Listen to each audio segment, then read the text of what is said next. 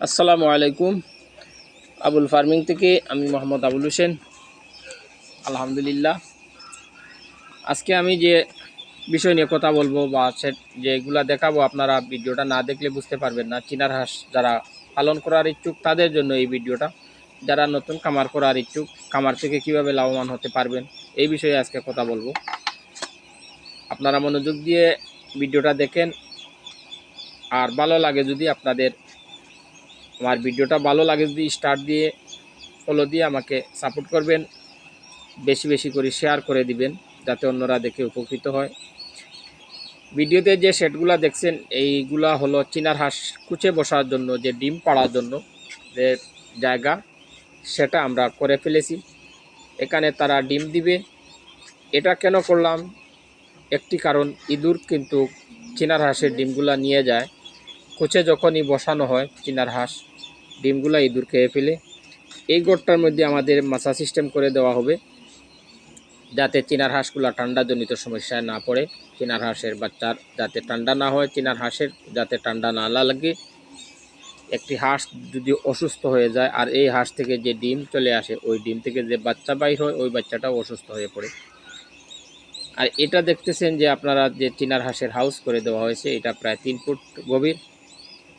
3 foot গভীর করে আমরা এই হাউসটা করেছি। ঘরের ভিতর চীনার হাঁস যাতে এখানে পরিষ্কার পানির মধ্যে তারা গোসল করতে পারে ভালোভাবে, এভাবে আপনারা হাউস করে নিতে পারেন। আপনার যদি খামারের ঘর যদি সঠিকভাবে ভালো না থাকে, তাহলে খামার থেকে আপনি ভালো রেজাল্ট পাবেন না। ভালো রেজাল্ট পেতে হলে তার বাসস্থান ঠিক রাখতে হবে।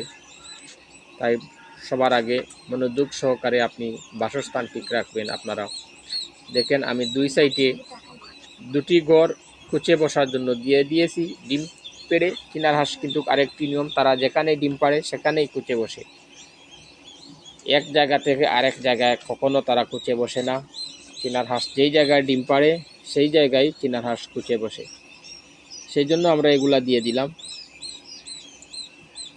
দুই সাইডে দুটি ঘর আমরা দিয়ে দিয়েছি, দুটি খুঁটা করে দিয়েছি যাতে চীনার হাঁস একটার মধ্যে ডিম পাড়বে আর একটি কুচে বসে থাকবে। একটি ঘর পূর্ণ হয়ে গেলে এই ঘরটি বন্ধ করে দিলাম যাতে অন্য চীনার হাঁসগুলা এসে যাতে ওদেরকে ডিস্টার্ব না করে।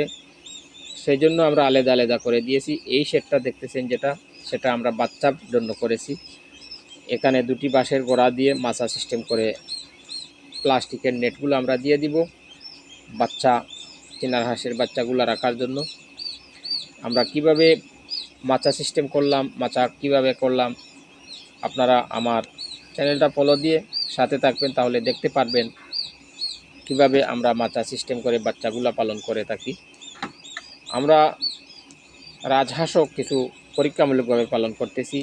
বাণিজ্যিক আকারে আমরা এখনও যাই নাই, আমরা যাওয়ার সম্ভাবনা, যদি রাজহাঁস থেকে কোনো বেনিফিট আসে তাহলে আমরা বাণিজ্যিকভাবে যাব।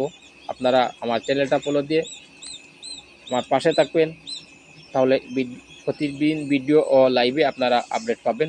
আজকে এই পর্যন্ত। আসসালামু আলাইকুম।